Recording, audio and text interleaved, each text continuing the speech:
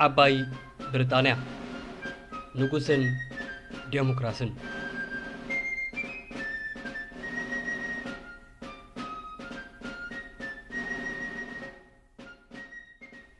بريطانيا دحر 7 عامات نفلما غيزي قبا نقوس كتبعل تسلاليما كتخمس مسكن يلا نقوس إليزابيث ن7 عامات كاب زحزو زفان النقسنت ኣብ መስከረም 8 2022 ሞት ምሰሳናበተተን ወደን ቻርልስ ንጉስ ቻርልስ ሳልሳይ ተባሂሉ ኣብ 73 ዓመቱ ዙፋን ተረከበ እንተኾነ ነቲ ብትውልዲ ዝተረከቦ ዙፋን ንግስነት ብጽምብል ሽሞት ኣቢሉ ብወግዒ ዘውዲ ክደፍእ ነበሮ ንኣዋርሕ ህዝቢ ብሪጣንያን ካልኦት በቲ ንጉስ ዝምራሕ ሃገራትን ብሃንቀውታ ክጽበዮ ዝቐነያ ጽምብል ሽሞት ድማ ብቐዳም 6 ጉንበት 2023 ኣብ ከተማ ሎንዶን ብኽብዝ በለ ድምቀት ተባዕለ ግዳሓቂ እዝሎሙ ዘሎ ወለዶ ኣይኮኖንዶ ንጉስ ክቕባእ ብዘይካ ንግስቲ ኤልሳቤጥ ካላ ኣይፈልጥን ንግስቲ ኤልሳቤጥ ሳላነዊሕ ዕድሜአን ኣብ ትሕቲአን ወለዶታት መጺኦም ሓለፉ ኣብ ትሕቲአን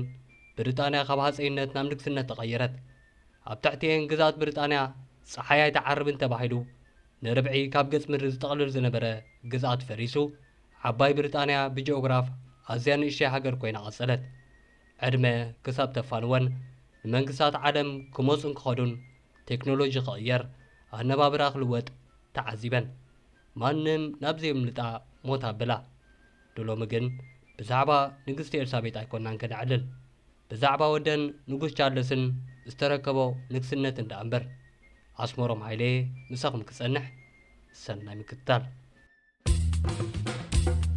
እዚ ድምጽ ራዲዮ ኤረና ዓባይ ብሪጣንያ ንጉስን ዴሞክራስን ዓመቱ 1966 ነይሩ ወዲ 38 ዓመት ዊልያም ኣሽሓዛ ኣኽሉ ጭፍሮዋ ኸቲሉ ፔቬንሲ ኣብ ዝተባህለት ገማግም ባሕሪ ብሪጣንያ ናይ ሎሚ ግዛት ፈረንሳ ዓለበ ዕላምኡ ንናይቲ ግዜቱ ንጉስ ብሪጣንያ ሃራልድ ጎድዊንስ ኣልዩ ስልጣን ንምጭባጥ ነበረ ከም ዝሓሰቦ እውን ንመቀናቕንቱ ሰዓረ ኣብቲ ኩናት ንንጉስ ሄራልድ ቀቲሉ ድማ ንጉስ ኮነ ስርዓተ ንግስና ናይቲ ወዲ 38 ዓመት ንጉስ ዝተባዕለሉ ቦታ እዚ ትማል ድሕሪ 957 ዓመታት ብዕምባባታት ደሚቑ ብስልማት ወቂቡ ንንጉስ ቻርልስ ዘእንገደ ኣዳራሽ ዌስትሚኒስተር ኣብ ነበረ እቲ ዕለት መዓልቲ ክሪስማስ 1966 ነበረ እዞም ክልተ ነገሳት ኣብ መንጎኦም 34 ወለዶታት ሓለፉ ዊልያም ቀዳማይ ንጉስ መላእ ብሪጣንያ ነበረ ቻርልስ ድማ ዳሕረዋይ ኣብ መንጎዞም ክልተ ነገሳት ታሪኽ ንግስነት ጥራይ ኣይኮነን ዘሎ ታሪኽ ዓባይ ብሪጣንያ ታሪኽ ስልጣን ታሪኽ ሓይሊ ታሪኽ ጥሙሓት ከዓ እምበር ዛንታ ምእንተ ብሪጣንያ ዝቀታተሉ ቤተሰብ ዛንታ ዝተዘምቱ ግዛኣታት እቲ ዛንታ ሕጂ እውን እናቐጸለ እዩ ገለ ካብኡ ክንጠቅስ 34 ዓመታት ድሕሪ ቅብኣ ንግስነት ንጉስ ዊልያም ሳልሳይ ወዱ ንንጉስ ዊልያም ኣብ ዙፋን ተቐመጠ ስሙ ዊልያም ካልኣይ ይበሃል ሓደ መዓልቲ ኣብ ደቡብ ብሪጣንያ ንሃድን ወፈረ እሞ ባዕሉ ዝሾሞ ሓደ ካብ መኳንንቱ ብቐስቲ ቀተሎ እቲ ዝገርም ካብ ዓጀብቱ ክሕግዞ ስትረፍ ሬሱ ንዓዲ ከእቱ ዝሃቀን እውን ኣይነበሮን ሕማቕ ሪኡ ንሬሱ ናብ ዓዲ ዝመለሰሉ ሓደ ማንም ሰራሓ ቀስቲ ነበረ እዚ ታሪኽ ክሳብ ሎሚ ኣካታዓ እዩ ቀታሊኡ መን ነበረ ተባሂሉ ንክዕተት ተመራመርቲ ስነ ታሪኽ ብቐዳምነት ኣጻብዖም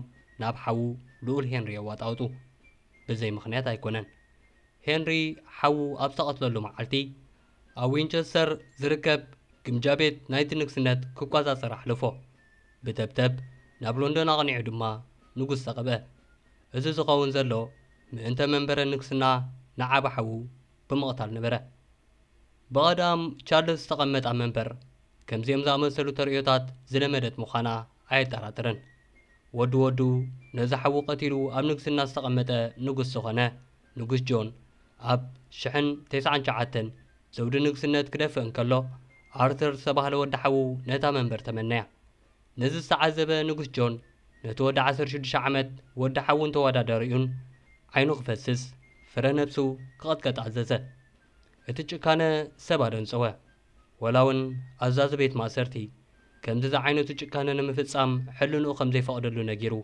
ትእዛዝ ምፍጻም ኣቕበጸ። ንጉስ ጆን ኣገልገልቱ ዝኸበዶም ጭካነ ባዕሉ ፈጸመ። ንዕሸል ወዲ ሓዉ ባዕሉ ቀቲሉ ኣካላቱ ናብ ሩባ ወርወሮ። ዛንታ ዛዘውዲ ሓደ ብሓደ ክንጸውዮ ከቢድ እዩ። ስለዚ ሕልፍ እናበልና ንርኦሞ ናብ 15 ክፍለ ዘመን ነምርሕ። Glöd tryggar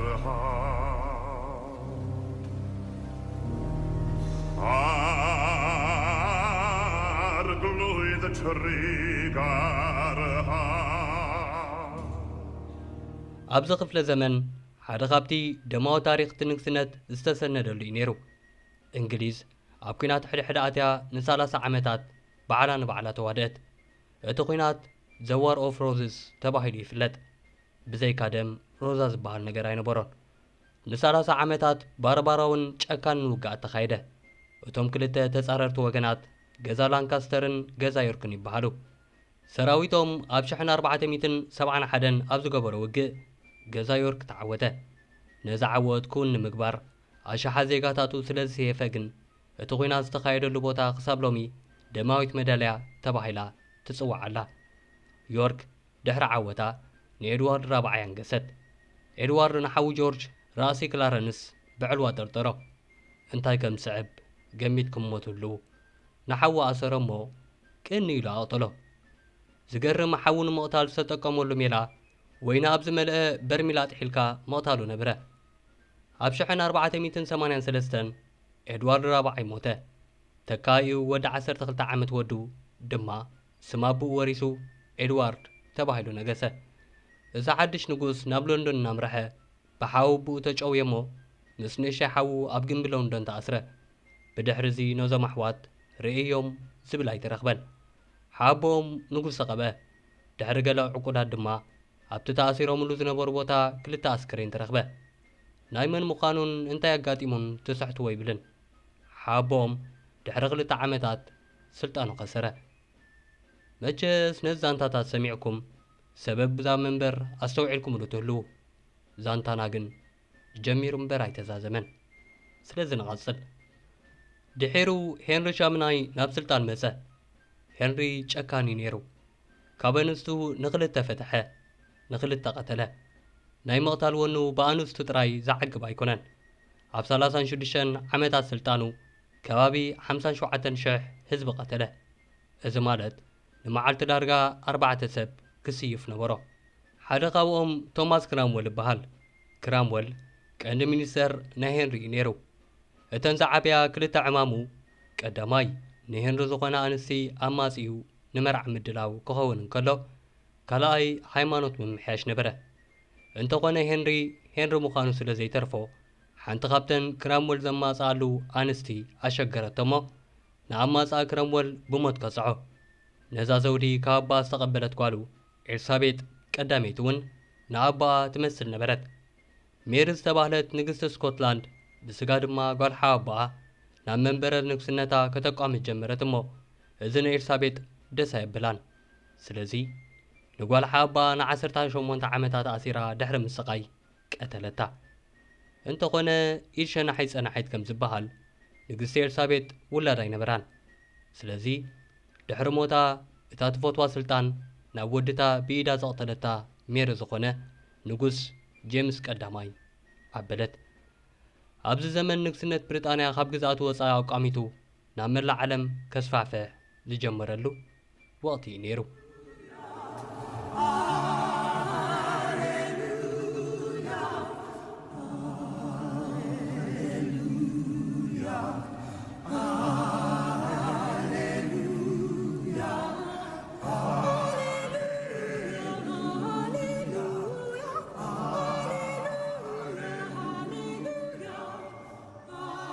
ኣብ መፋርቕ 17 ክፍለ ዘመን ቻርልስ ቀዳማይ ነገሰ። ቻርልስ ስጊንጥር መራሒ ነይሩ። ናብ ስልጣን ዝመጻኹ ብኣምላኽ ስለ ዝተሓረኹ እየ በለ። ፓርላማ ኣይፋል ምስ በሉ ናብ ኩናት ኣምርሐ። ህዝቢ ዘሰለፈ ረታዐ ስለ ዘይብሉ ቻርልስ ኣብ 1645 ብፓርላማ ተሳዕረ። ድሕሪ 3 ዓመታት ኣብ ቅድሚ ህዝቡ ብገዛ ህዝቡ ተቐንፂሉ ስልጣን ካብ ሰማይ ዳ ካብ ሰብ ተማህረ ብሪጣንያ ሪፐብሊክ ተባህለት ንጉስን ንጉሳዊ ገዛዛእን ድማ ንግዚኡ ተወገደ ህዝቢ ብሪጣንያ ንጉሰይ ቀቲለ ኢሉ ስለ ዝተጣዕሰ ግን ደጊሙ ንጉሳዊ ገዛዛእ ብሕጊ ገደብ ስልጣን ኣንቢሩ ናብ ቦትኡ መለሶ ወዱ ቻርልስ ካልኣይ ተባሂሉ ተቐበ ንዓመታት ኣብ ናሓድሕዶም ዝገብሮ ምቅታልን ጭካነን ወጊዶም ዘለዎም ህርፋን ደም ንግዳም ከብልዎ ተወሲኑ ድማ ሓድሽ መድረኽ ተኣትወ እቲ መድረኽ መግዛእቲ ነበረ ንሓንቲ ህሞት ዓይንኩም ዓሚትኩም ረፁ ዝኾነ ቦታ ዝኾነት ሃገር ኣብ ዓለም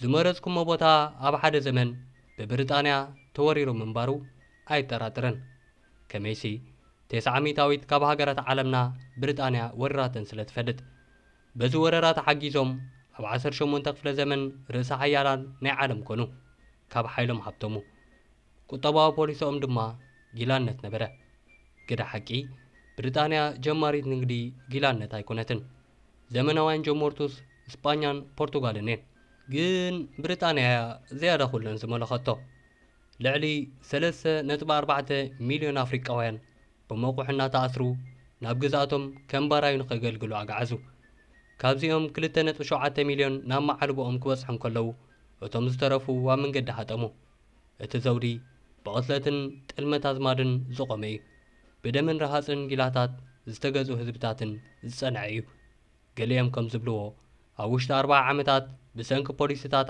ዓባይ ብሪጣንያ ንግስነታን 100 ሚልዮን ዝኾኑ ህዝቢ ህንዲ ጸኒቶም እዮም ካብ ህንዲ ዝወሰድዎ ሃብቲ ጥራይ 45 ትሪልዮን ዶላር ኣቢሉ ይበጽሕ እዚ ኩሉ ዝተፈጸመ ብስምዚ ሎሚ ኸጋይ ዝወዓለ ንግስነት ነበረ ንጉስ ቻርልስ እምበኣር ነዚ ኣመሰለ ታሪኽን ዘውድን ከቐጽል እዩ ተሸይሙ ዘሎ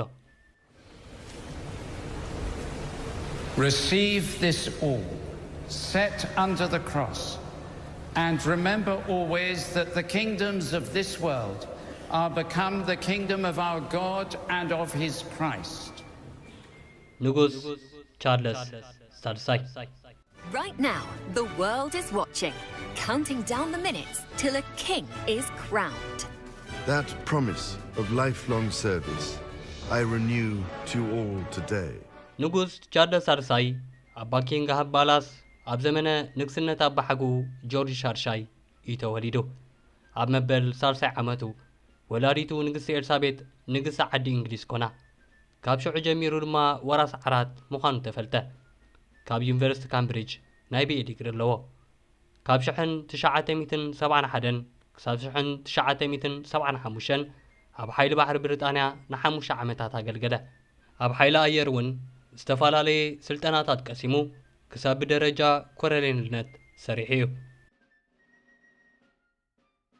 ኣብ 1981 ምስ ልዕልቲ ዲያና ተመሪዑ ንልኡል ዊልያም ልኡል ሃርን ወለደ እንተኾነ ናብራ ቤተ መንግስቲ ዘይተሰማዓ ሰብኣያ ውሽማ ብምግባር ዘቕሓራ ልዕልቲ ዲያና ኣብ 1996 ሓዳሮም ብፍትሕ ዛዘመቶ ድሕሪ ሓደ ዓመት ናይ ፍትሖም ድማ ልዕልቲ ዲያና ብሓደጋ መኪና ካብዛ ዓለም ብሞት ተፈዴት ንጉስ ቻርልስ ልኡል ኣብ ዝነበረሉ እዋን ኣብ 1976 ግብረ ሰናያት ልኡል ወይ ዘ ፕሪንስስ ቻሪቲስ ዝተባህለ ተቋም ብምፍጣር ፕሬዚደንት ሓብሓቢ ወይ ኣባል ናይቲ ልዕሊ 800 ትካላት ግብረ ሰናይ ክኸውን ክኢሉ እዩ ኣከባቢ ንምዕቃብ ስነ ህንፃ ወይ ኣርኪቴክቸር ኣብ ሕብረተሰብ ዘለዎ ቦታ ንኽኽበር ብምጥባቕን ይፍለጥ ቻርልስ ክሳብ ሕጂ 17 መጽሓፍቲ ከም ደራስን ተሓጋጋዚ ደራስን ኮይኑ ከም ዘሕተመ ይንገር ቻርልስ ኣብ ክንዲ ብናይ ገዛ መምህር ኣብ ህዝባዊ ቤት ትምህርቲ ዝተማሃረ ናይ መጀመርያ ወራስ ዓራት እዩ ናይ ዩኒቨርሲቲ ዲግሪ ዝረኸበ ፈላሚ ወራስ ዓራት እውን እዩ ንግስነት ዓዲ እንግሊዝ ንምጭባጥ ብዕድመ ዝዓበየ ንጉስ እውን ንሱ ንጉስ ቻርልስ ፍቕራዊ ህይወቱ ሓርገጽ ዝመዶ እዩ ኣብ ዘመነ ንእስነቱ ምስ ብዙሓት ኣዋልድ እናዘረ ከም ዝነበረ ይዕለለሉ ሓደ እዋን ምስ ዓባይ ሓብታ ንልዕልቲ ዲያና ዝምድና ጀመረ ድሕሪ 3 ዓመት ምጅማር ናይቲ ዝምድና ሓደ እዋን እናዕለሉ ከለዉ ልዕልቲ ዲያና ኣብቲ ሽዑ ዘጋጠመ ቅትለት ናይ ሓወቡኡ ዘሰንዮ ሰብ ከም ዘድልዮ ትገልጸሉ እሞ ቻርለስ ንስኺ ሰኒኒ ይብላ። ብኡ ገይሩ ድማ ንዓባይ ሓብታ ጠንጢኑ ነታ ብፍቕራ ተነዲፉ ክነሱ ስርኡ ኣይትኾነካን ዝበልዎ ካሚላ ጠንጢኑ ምስ ዲያና ተመርዓወ። ድሕሪ ሓፂር እዋን ናይ መርዓዎም ክልተ ውልዳት ፈረዩ። ፍቕሪ ዘይብሉ ሓዳር ክጸንዕ ስለ ዘይክእል ግን ድሕሪ 5 ዓመታት ናይ መርዓዎም ሽግራቶም ንቓልዕ ወፂኡ መውዓል ጋዜጣታት ኮነ። ቻርልስ ምስ ካሚልያ ትርከበን ብዙሓት ደቂ ኣንስትዮ ሕቡፅ ፆታዊ ዝምድና ጀመረ። ዲያና እውን ካብኡ ብዝገድድ ምስ ዓላሚ ፈረስ ናይቲ ንጉሳዊ ቤተሰብ ዝርከቦም ብርክት ዝበሉ ሰብኡት ሒዛ ኣብ ዓራት ሰብኣያ ተራእየት። መራኸቢ ብዙሃን ከይፈተው ዝተጣበቑ ሰባት እናበላ ፀውዖም። ሽግር ቻርለስ ሽግር ናይቲ ንግስነት ክኸውን ምስ ጀመረ ኣዲዩ ንግስቲ ኤልሳቤጥ ሓዳሮም ብፍትሕ ክዛዝሙ መኸሮም። እዚ ድማ መፈጸምታ ናይ መርዖም ኮነ። ኣብ 1996 ምስ ልዕልቲ ዲያና ተፈላለዩ። ድሕሪ 1 ዓመት ድማ ዲያና ኣብ ከተማ ፓሪስ ብዝገጠማ ሓደጋ መኪና ብሞት ተፈልየት። ናይ ሽዑ ልኡል ቻርለስ ኣብ ቅትለት ኢድ ከም ዝነበሮ ይሕመ። ድሒሩ ኣብ ዝገበሮ ቃለ መሕትት ኣብ ቅትለት ዲያና ኢድ ከም ዘይብሉ እኳ እንተገለጸ ኣብ እዋን መርዖኦም ሓዳሮም ክዕረ ኣብ ዘይክእለሉ ደረጃ ምስ በጽሐ ምስ ናይ ቀደም ኣፍቃሪቱ ምዛር ከም ዝጀመረ ግን ኣይሓበአን። በዚ ድማ ድሕሪ ሞት ልዕልቲ ዲያና እውን ናብታ ናይ ቀደም ኣፍቃሪቱ ነበር ካሚላ ብምምላስ ፍቕራዊ ህይወቱ ቐጸለ። ኣብ 2005 ድማ ምስ ካሚላ ተመርዓወ። ካሚላ ዝሓለፈ ቀዳም ሰብኣያ ክነግስ እንከሎ ንሳ እውን ንግስቲ ተባሂላ ተቐበት። God save the king!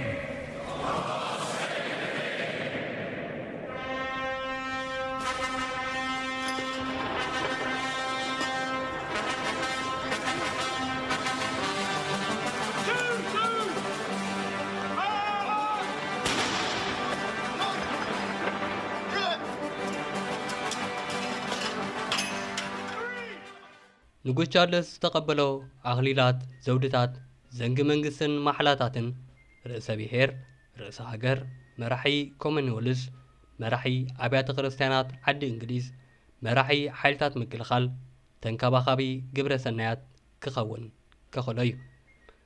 በዚ ድማ ንጉስ ቻርለስ ካብ ቀዳም ጀሚሩ ርእሰ ብሔር ሃገረ መንግስቲ ወይ ሄድ ኦፍ ስቴት ብምዃን ንዓባይ ብሪጣንያ፣ አንቲጓ ባርባሩዋ፣ ኣውስትራልያ፣ ባሃማስ፣ ብሊዘ፣ ካናዳ፣ ግሪናዳ፣ ጃማይካ፣ ኒውዚላንድ፣ ፓፓ ኒው ጊኒያ፣ ሴንት ኪትስን ነቫሲስን፣ ሳንት ሉሲያ፣ ሴንት ቪንሰንትን ግሬናዲየስን፣ ደሴታት ሰሎሞን ትባሉን ክመርሕ እዩ። ከም ርእሰ ሃገር ብምዃን መርኣያ ሓድነት ሃገራዊ መንነት ዓባይ ብሪጣንያ ኮይኑ መደረታት ክገብር፣ ናይ ክብሪ ማዕረጋት ክዕድል፣ ልዕሊ 1 ሚልዮን ዝኾኑ ቅብኣታትን ቅርሳታትን ክሕል እዩ። ከም መራሒ ኣብያተ ክርስቲያናት ዓዲ እንግሊዝ ብምዃን ጽምላዊ ተራ ክህልዎ እዩ። ን56 ነፃ ሃገራት ዝሓቁፍ ብኮመንዌልዝ ዝፍለጥ ግዝኣት ብሪጣንያ ዝነበረ ሃገራት ዘቆምኦ ልዕሊ 2.5 ቢልዮን ህዝቢ ንዘለወን ሃገራት ዝሓቆፈ ማሕበር ክመርሕ እዩ። ንሓይሊ ምድሪ፣ ሓይሊ ኣየር፣ ሓይሊ ባሕሪ ሃገረ ብሪጣንያ እውን መራሒኡ ንጉስ ቻርለስ እዩ። በዚ ስልጣኑ ድማ ወታደራዊ ስልጣን ከጽድቕን ናይ ክብሪ ማዕረጋት ክሽልም ንኽእል። ብደረጃ ሕጊ መዓልታዊ ብቐያሕ ሳንዱቕ እትፍለጥ ሳንዱቕ እናተቐበለ ጸብጻባት መንግስታዊ ዕማማትን ኩነታት ሃገርን ክከታተል እዩ። ፓርላማ ብዝርቡ ክኸፍት ክፍርምን ፓርላማ ዝወሰዶም ውሳነታት ብማሕተሙ ከረጋግጽ ምስ ቀዳማይ ሚኒስተር ኣብ ሰሙን ሓደ ግዜ ክረኸብ እውን ዕማሙ እዩ። ንጉስ ቻርለስ ንማንም ካልእ ተወላዲ ዓዲ እንግሊዝ ዘይወሃቡ ሓለፋታት እውን ተዋሂቡ ኣሎ። ከም ኣብነት ብዘይ መምርሒ ፍቓድ መኪና እንተዘወረ ከልካል የብሉን። ታርጋ ዘይብላ መኪና እንተሓዘ እውን ከምኡ እንተደለየ ብዝመረፆ ፍጥነት ክጓዓዝ ተራፊክ ኣይቆሞን። ክእሰርን ክኽሰስን ኣይክእልን። ቀዳማይ ሚኒስተር ክሺምን ክውርድን ሕጋዊ ስልጣን ኣለዎ። ግብሪ ምኽፋል ኣይምልከቶን። እቲ ግብሪ ዝኽፈለሉ ባጤራ ዓዲ እንግሊዝ ንባዕሉ ብምስሉ ክቕየር ጀሚሩ ይርከብ። ብመሰረቲ ሮያል ፕሬሮጋቲቭ ዝተባህለ ዓንቀጽ ሰላምን ኩንያትን እውን ክእውጅ ይኽእል። ንገበነኛታት ብምሕረት ከፋኑ ንፓርላማ ክብትን እውን መሰሉ ኮይኑሎ። ጽምብል ንግስነት ንጉስ ቻርልስ ሳልሳይን በዓልቲ ቤቱ ንግስቲ ካሚልያን በቀዳም 6 ጉንበት 2023 ተካሂዱ። በሃይማኖታዊ ቅዲ ቤተክርስቲያን አንጀሊካን ዝማዕረገ ጽምብል ዓባይ ብሪጣንያ ኣብ ጎደናታት ብዝግበር ፍሉይ ፌስታ ፍሉይ ቅዳሴ ኣብ ቤተ ክርስቲያናትን ሙዚቃዊ ኮንሰርት ኣብ ዊንድሶር ካስትልን ከተብዕሎ ተገይሩ። እቲ ካብ 100 ክሳብ 250 ሚልዮን ፓውንድ ከም ዝወደአ ዝተነግረሉ ጽምብል ምድላዋቱ ካብ ጥቅምቲ ናይ ዝሓለፈ ዓመት ከም ዝጀመረ ይንገር። ንቅብኣ ንጉስ ዝኸውን ቅዱስ ሰይቲ ካብ ኢየሩሳሌም ተላኢኹ መጸ። ነቲ ጽምብል ዝመርሕ ሓደ ኮሚቴ ቆመ። ጽምብል ዝካየደሉ ዌስትሚንስተር ኣቢ ን2 ሳምንታት ንበጻሕቲ ከም ዝዕጾ ተገብረ። ካብ 203 ሃገራት ንዝመጹ 2200 ኣጋይሽ ዕድመ ተላከ። ንጉስ ቻርልስ ዝተጠቕመሎም ካባታት ዝበዝሑ ቅድሚኡ ዝነበሩ ነጋውስ ዓዲ እንግሊዝ ክጥቀሙሎም ዝነበሩ እዮም። ንግስቲ ካሚላ እውን ዝበዝሕ ኣቕሓ ንግስነታ ሓድሽ ኣይነበረን። ሁጎ ቡርናንድ ወግዓዊ ሰኣላይ ናይቲ ጽምብል ክኸውን እንከሎ ኢለን ሆጋን ንበዓለ ሹመት ክትቀብእ እንከላ ፒተር ኩፊልድን ፓውል በነይን ንንጉስን ንግስትን ብኢዶም ቀቢኦም ኣብ ታሪኽ ከቐምጡ ተሓርዩ። 49 ደርፍታትን መዛምርን ኣብቲ ጽምብል ተዜሙ።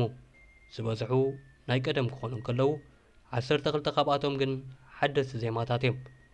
ንጉስ ቻርልስ ካብ ቤተ መንግስቲ ባኪንግሃም ፓላስ ኣብ ወርቃዊ ሰረገላ ተጻዒኑ ን2.29 ኪሎ ሜትር ብምጓዓዝ ብመራሕቲ ሃይማኖት ወከልቲ ኮመንዌልስ ኣብ ማሓደርተንን ቀዳሞት ሚኒስተራተንን ሰራዊትን ተዓጅቡ ናብቲ ጽምብል ዝካየደሉ ምስ በጽሐ ንጉስ ቻርልስ ብወግዒ ናብ ህዝቢ ክላለን ከም ገዛኢ ክእወጅን ተገብረ።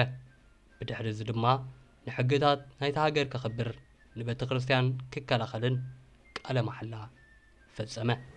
I, Justin, Archbishop of Canterbury, will be faithful and true, and faith and truth I will bear unto you, our sovereign Lord, defender of the faith, and unto your heirs and successors, according to law.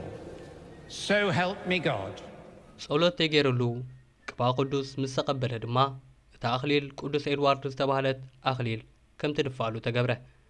በኣልማዝን ወርቅን ክቡራት እማንን ዝርከበዎም 142 ጥረ ነገራትን 23578 ክቡራት እማንን ዘጌጸት ኣብ ደቡብ ኣፍሪካ ተረኺቡ ንንጉስ ኤድዋርድ ብህያብ ዝተዋህበ ዓለምና ክሳብ ሕጂ ካብ ዝተዳሰሱ እቲ ዝዓበየ ንጽል ኣልማዝ ዝተሰኽዓላ ንልዕሊ 800 ዓመታት ነገስታት ብሪጣንያ እናተገልገሉላን እናሓደስዋን ጽንሐት ኮይና ክብደታ 2.23 ኪሎግራም በጽሕ።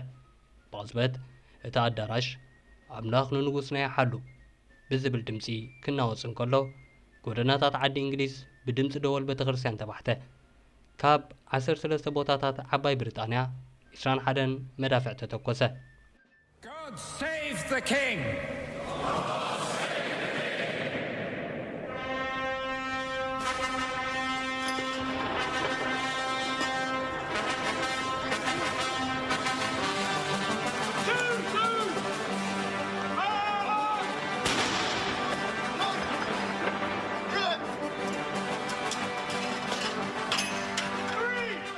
ካብ መራኸብ ዓዲ እንግሊዝን ግንቡ ሎንዶንን እውን ተመሳሳሊ ናይ መዳፍዕን ብረትን ተኩስ ተገብረ።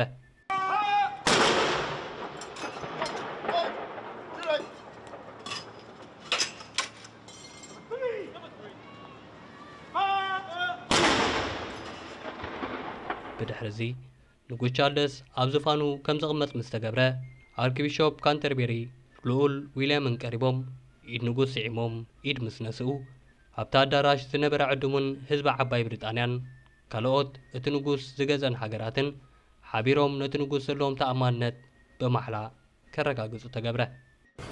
I, Justin, Archbishop of Canterbury, will be faithful and true, and faith and truth I will bear unto you, our sovereign Lord, defender of the faith, and unto your heirs and successors, according to law. So help me God. I, William, Prince of Wales, pledge my loyalty to you, and faith and truth I will bear unto you, as your liege man of life and limb. So help me God. ቀፂላ ንግስቲ ካትም ንግስነታ ምስ ተቐበለት ብኣርኪቢሾፕ ኮንተርቤሪ እታ ኣኽሊል ንግስቲ ሜሪ ተባሂላ ትፍለጥ ኣኽሊል ከም ትድፋኣላ ተገብረ። ካሚልያ ኣብ ክንድታ ሓማታ ንግስቲ ኤልሳቤጥ ዝለበሳ ኣኽሊል ገዲፋ ካልእ ምምራፃ ኣኽሊል ንግስቲ ኤልሳቤጥ ካብ ህንዲ ዝተሰርቀት ኮህኢኑር ዝተባሃለት ኣልማዝ ስለ ዘላታ እዛ ኣልማዝ ድማ ኣብ ዝተፈላለየ ግዜ ምስቲ ዘመትኩም ንኽሊል እያ ትመልስዋ እናበለ ክከራኸር ፀንሐ መንግስቲ ህንዲ ከተባእ ስለ ትኽእልን ንግስቲ ካሚልያ ካብቲ ክመፅእ ዝኽእል ጭቕጭቕ ንምርሓቕያ ካልእ ኣኽሊል ዝመረፀ ትበሃል።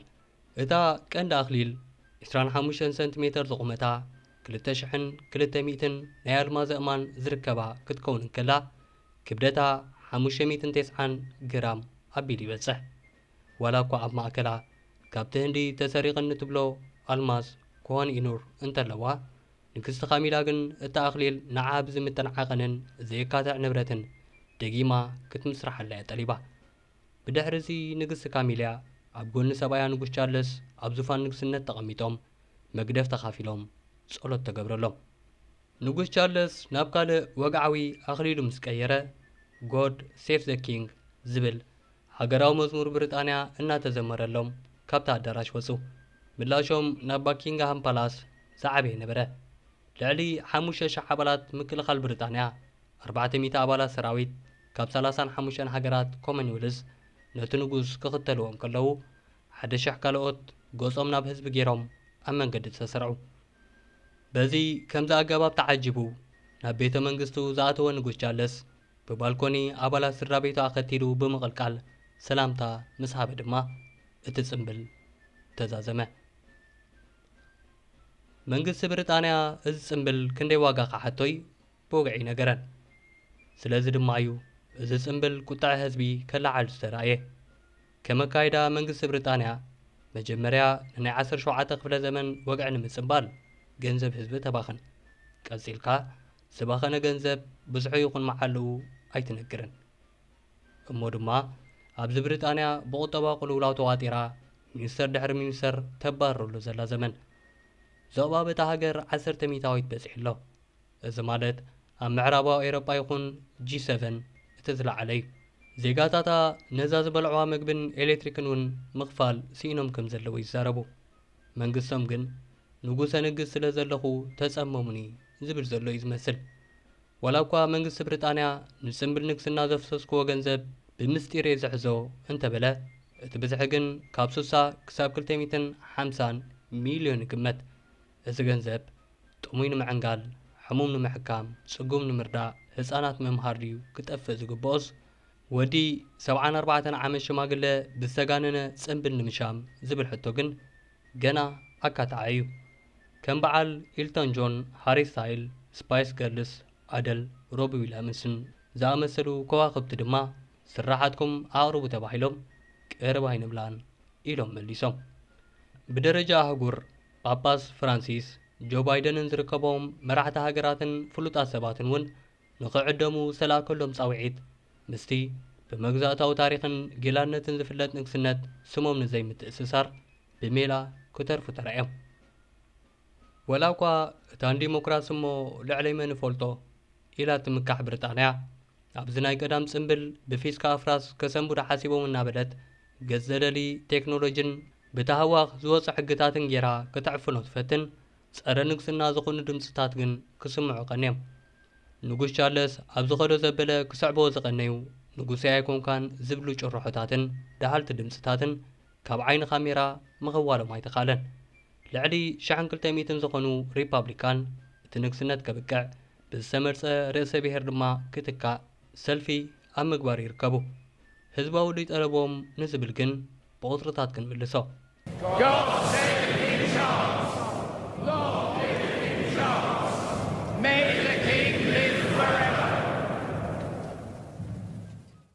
ከባቢ 58 ሚታዊት ካብ እንግሊዛውያን ነቲ ንግስነት ትድግፉ። ቅድሚ 10 ዓመት እዚ ቁፅሪ 75 ሚታዊት ምንባሩ ይዝከር። ወላ እኳ ገና ዝበዝሕ ካብቲ ህዝቢ ደጋፊ ንግስነት እዩ እንተተባህለ 29 ሚታዊት ጥራዩ እቲ ንግስነት ንብሪጣንያ ኣዝዩ ዘገድሳ ኢሉ ዝኣምን። ንምንታይ ዘገድስ ዝብል ሕቶ ግን መላሲኡ ውሕድ እዩ። ኣብ መንእሰያት ዓባይ ብሪጣንያ ግን እዚ ቁፅሪ ኣዝዩ ውሕድ እዩ ካብ 18 ክሳብ 34 ዓመታት ካብ ዘለዉ ብሪጣንያውያን እቶም 12 ሚታዊት ጥራዮም ንግስነት ዓዲ እንግሊዝ ኣዝዩ ኣገዳሲ እዩ ኢሎም ዝኣምኑ ብዛዕባ እቲ ጽምብል ግን ብሪጣንያውያን ዝግደሱ ይኮኑን እቶም ኣዝዩ የገድሰና ዝብሉ ዜጋታት 9 ሚታዊት ጥራዮም ሃገር ብቁጠባዊ ሽግራት ተሓኒቓ እንከላ ሃገር ብሰንኪ ዩክሬን ኣብ ኩናት እንከላ ሓዳሩ ዝበተነ ዘማዊ ምንባሩ ዝተኣመነ ንጉስ ቻርለስ ንኽነግስ ሚልዮናት ምፍሳስ ንብዙሓት ክዋሓጠሎም ኣይተኻለን ብዓብኡ ወዱ ልኡል ሄንሪ ኣንጻር ኣቡኡ ጸሚዱ በቲ ንግስነት ዝወረዶ በደላት እናቃልዐ ሕማም ርእሲ ኮይንዎም ርከብ መራሕቲ ዌልስን ስኮትላንድን ንጉስ ኣይንደልን ንብሉ ንጉስ ቻርለስ ርእሰ ብሔር ናይ 14 ሃገራት እዩ እዘን ሃገራት ግን ናይ ምንታይ ንጉስ እዩ እናበላ ምሕታጅ ጀሚረን ኣለዋ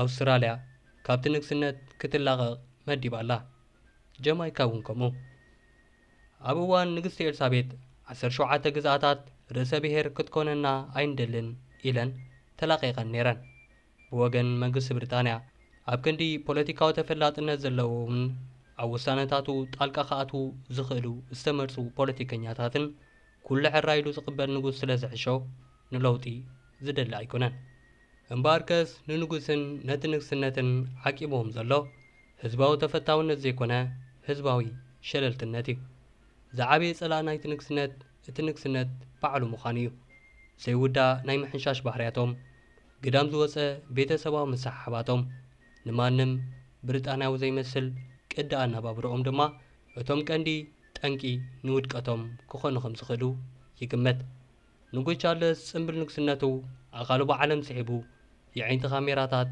ወኒኑሎ ናቕናቕ ዝብል ዘሎ መንበሩ ንነዊሕ ክቕጽል ግን ናብ ሃገራዊ መዝሙር ዓዲ እንግሊዝ ክምሕፀን ዘለዎ ይመስል ኣምላኽ ንንጉስና ሓሉ God save the king!